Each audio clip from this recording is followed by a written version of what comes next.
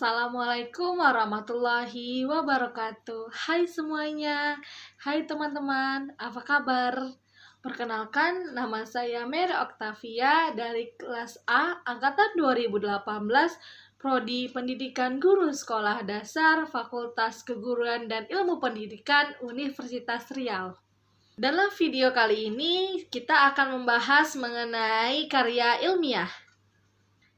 Teman-teman semua, apakah pada tahu apa itu karya ilmiah?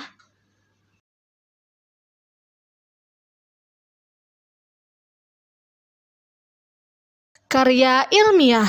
Karya ilmiah bisa dikatakan erat dengan dunia pendidikan dan penelitian.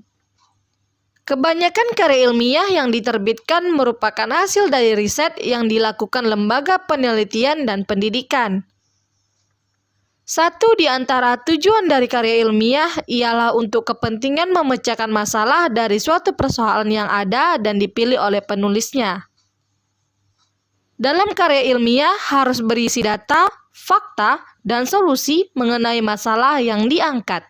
Adapun karya ilmiah menurut para ahli, yang pertama yaitu Munawar Syamsuddin.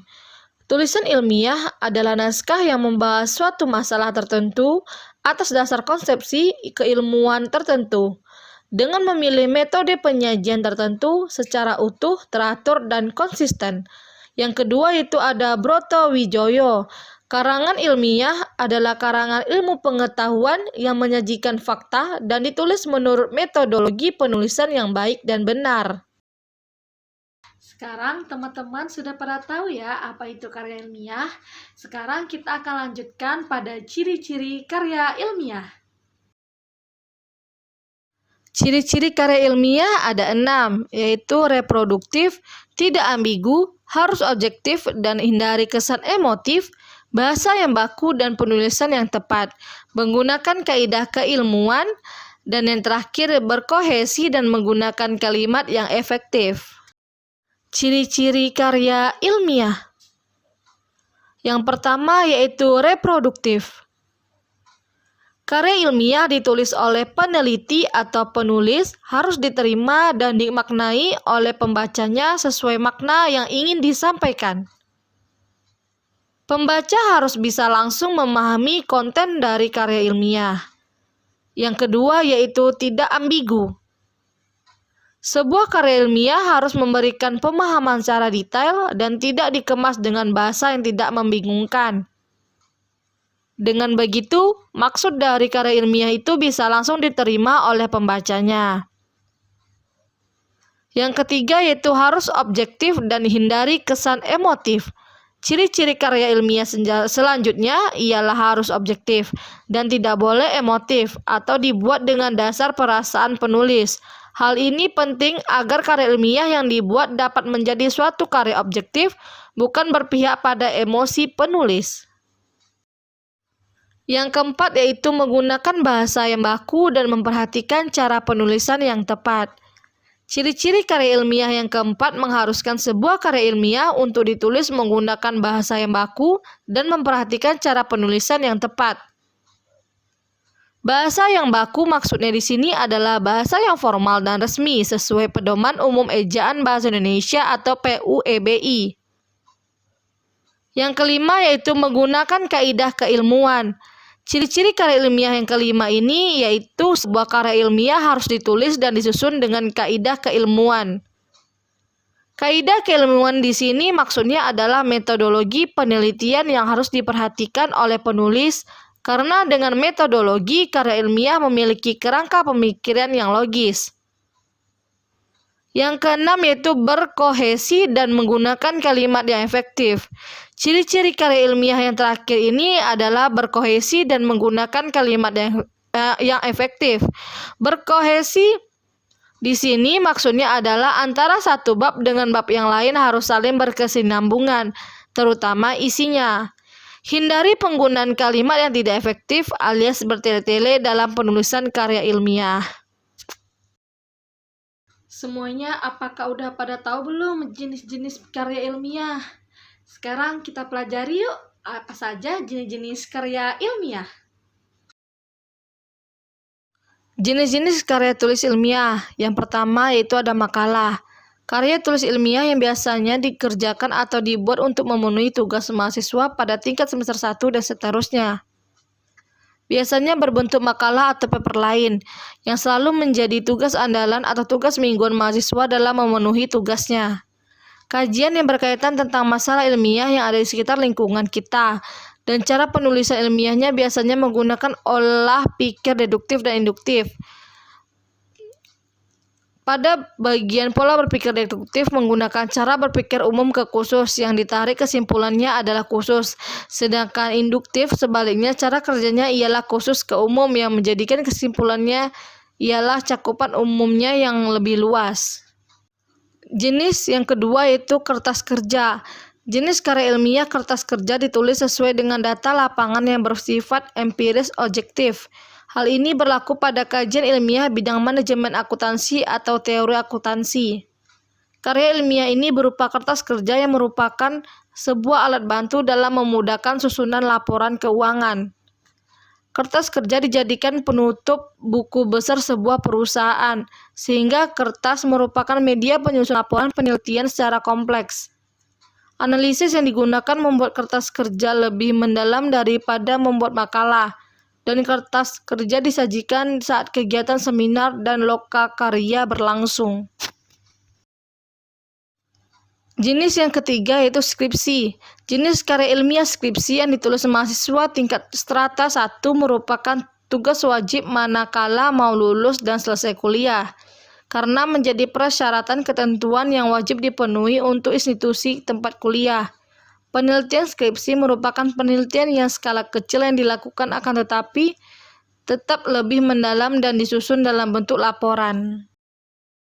Jenis yang keempat yaitu tesis. Syarat utama mahasiswa magister S2 untuk mendapatkan gelarnya ialah harus membuat karya ilmiah berupa tesis. Penelitian dilakukan dalam rangka penelitian untuk kelulusan magister yang lebih mendalam daripada skripsi. Karena tesis diharapkan mampu memunculkan hasil yang didapat dari apa yang diteliti, guna mendapatkan sebuah jawaban atas permasalahan yang dikaji. Karya ilmiah tesis berisi masalah pengetahuan baru bersifat empirik dan teorik dari hasil penelitian sebelumnya. Yang dimaksud bersifat empirik ialah berasal dari pengalaman langsung ketika melakukan penelitian, sedangkan kalau teorik ialah lebih ke penguji yang dilakukan terhadap teori yang ada di sebelumnya. Yang kelima itu disertasi. Disertasi merupakan karya tulis ilmiah untuk program doktor pada tingkat tertinggi di perguruan tinggi. Dan isi di dalam disertasi mengemukakan suatu dalil yang dibuktikan oleh penulis berdasarkan data, fakta yang valid dengan melakukan analisis terperinci. Dengan bahasa lain, bahwa karya tulis ilmiah disertasi merupakan karya yang memuat teori baru dengan menguji hipotesis berdasarkan teori yang sudah ada sebelumnya, yang dipaparkan, diskusikan di dalamnya yang memuat argumentasi, serta sanggahan dari guru besar atau promoter penguji suatu lembaga pendidikan tinggi. Sekarang kita akan lanjutkan pembahasannya, yaitu mengenai tahap atau langkah dalam pembuatan karya ilmiah. Yuk kita simak apa saja langkah-langkah dalam membuat karya ilmiah. Tahap atau langkah-langkah membuat karya tulis ilmiah. Pada tahap-tahap tertentu, penulis dalam karya ilmiah perlu memperhatikan alur proses dalam memproduksi tulisannya. Melalui proses yang tidak singkat, akan tetapi perlu upaya yang dilakukan. Di antaranya, yang pertama yaitu tahap persiapan atau perencanaan. Perencanaan merupakan bagian yang tidak bisa dilepaskan bagi seorang penulis karya tulis ilmiah.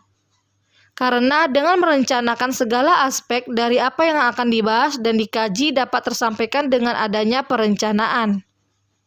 Maka dari itu alangkah baiknya sebelum menulis karya ilmiah lebih baik ditulis rencana yang mau ditulis itu apa. Pilih topik masalah, rumusan tujuan, telusuri topik, identifikasi pembaca, dan tentukan cakupan atau ruang lingkup karya ilmiahmu sendiri. Yang kedua yaitu tahap pengumpulan informasi. Adapun bahan dari pengumpulan informasi dalam pembuatan karya ilmiah. Yang pertama yaitu manfaat perpustakaan. Yang kedua, memanfaatkan internet. Yang ketiga, kelola dan pilah bahan-bahan pustaka. Yang keempat, membuat ringkasan dan melakukan parafrase. Yang kelima, membuat kutipan. Yang keenam yaitu membuat daftar instrumen wawancara, observasi, dan pertanyaan yang dipersiapkan. Selanjutnya yaitu yang ketiga, tahap pelaksanaan draft.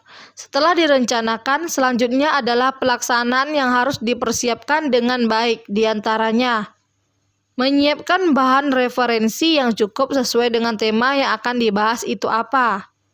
Dan bagaimana pelaksanaan dalam membuat karya tulis ilmiah, seperti buku, jurnal ilmiah, proceeding, laporan ilmiah, semua memiliki petunjuk teknis yang berbeda. Dan masing-masing dari kita dalam membuat karya ilmiah ditentukan oleh tujuan, termasuk pemenuhan tugas yang diberikan seperti halnya saat kuliah. Yang keempat yaitu tahapan penulisan draft.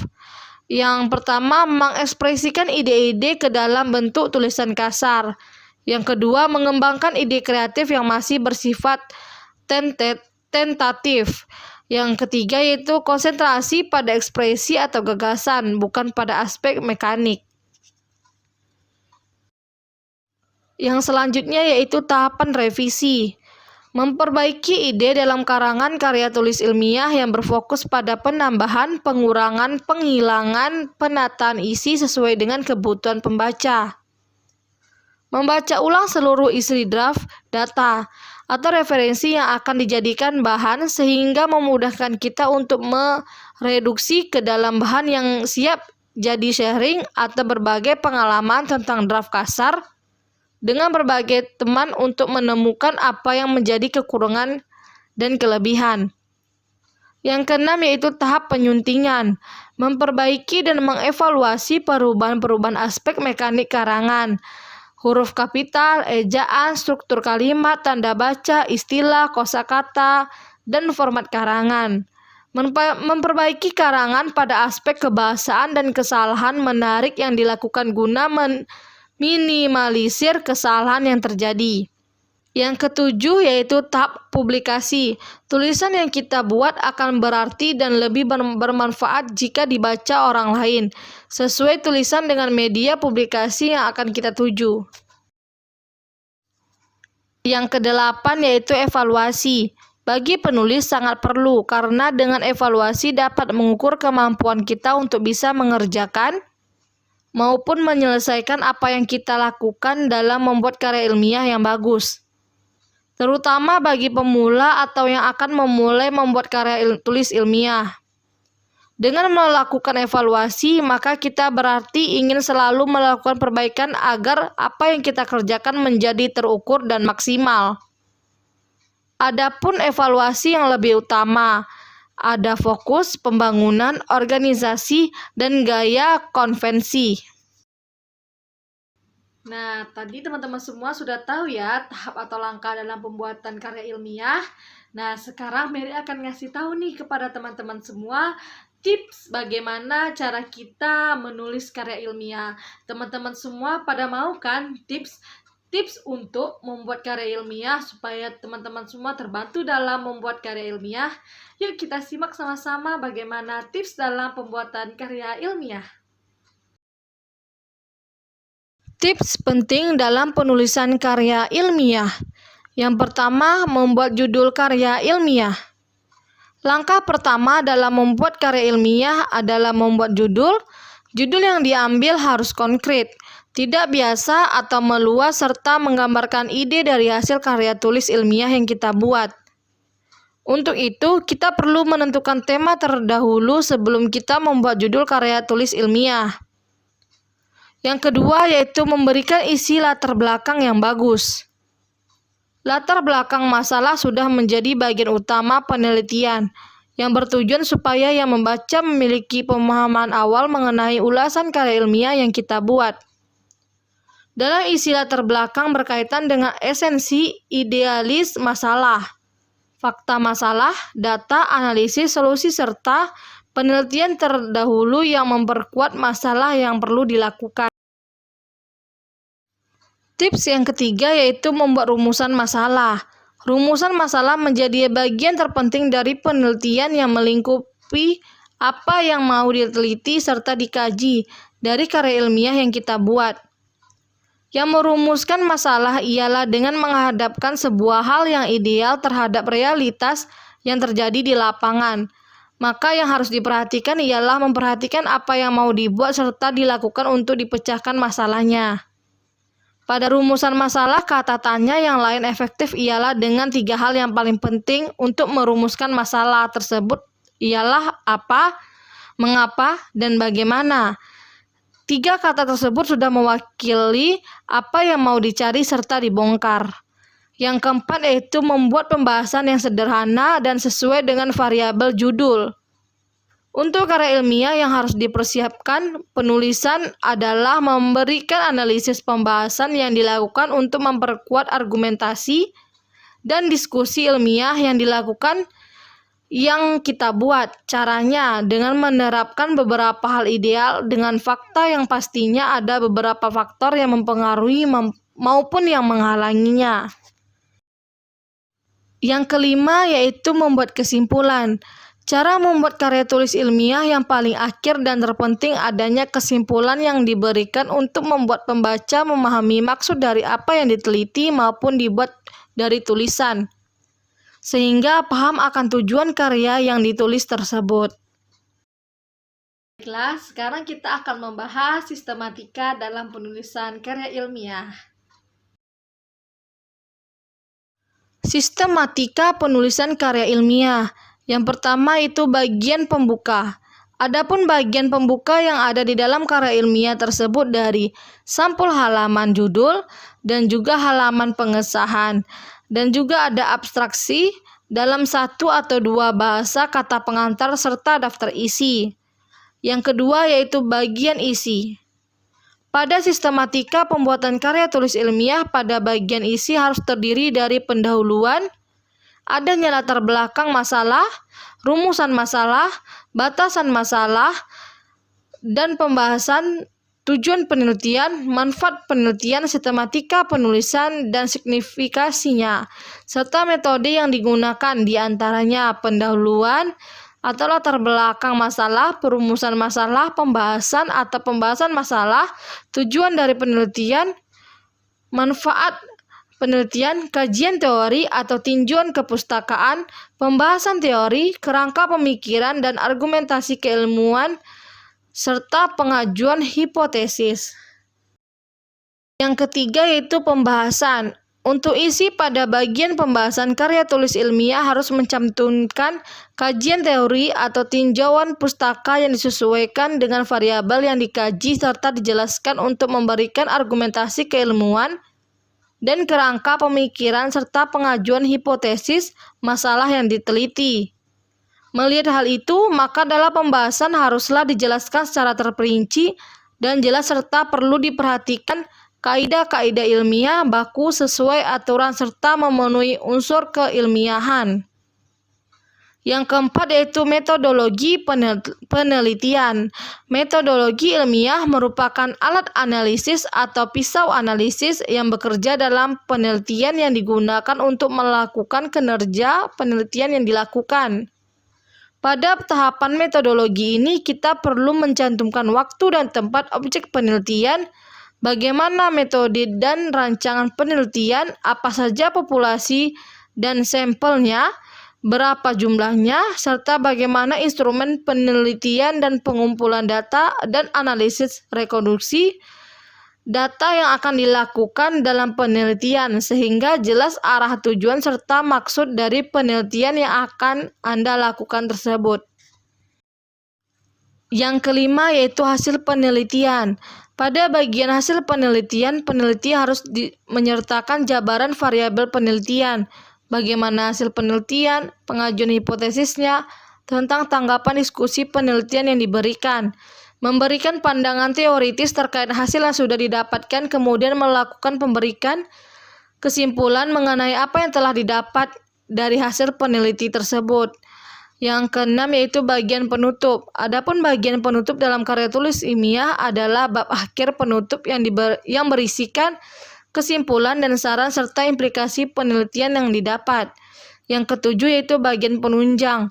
Pada bagian penunjang yang ada dalam karya ilmiah adalah lampiran serta daftar pustaka, lampiran instrumen penelitian, dan juga daftar tabel, daftar gambar, daftar bagan yang bisa memberikan penjelasan pada pembaca karya tulis ilmiah. Nah, teman-teman semua, tadi kan Mary sudah menjelaskan nih, ada pengertian karya ilmiah itu apa, ciri-ciri dari karya ilmiah, terus ada jenis-jenis karya ilmiah, tahap atau langkah dalam membuat karya ilmiah, tips kita dalam membuat karya ilmiah, terus ada sistematika kita dalam pembuatan karya ilmiah. Nah, dari semua rangkaian itu, teman-teman pasti harus tahu apa sih manfaat dan tujuan kita dalam membuat karya ilmiah. Nah, sekarang kita simak ya, apa sih manfaat dan tujuan kita dalam membuat karya ilmiah? Tujuan penulisan karya ilmiah yang pertama sebagai wahana untuk melatih ide tersurat atau hasil penelitian dalam bentuk karya ilmiah yang sistematis dan metodologis. Yang kedua, makalah ilmiah yang telah ditulis diharapkan menjadi wahana transformasi pengetahuan antara sekolah dan masyarakat.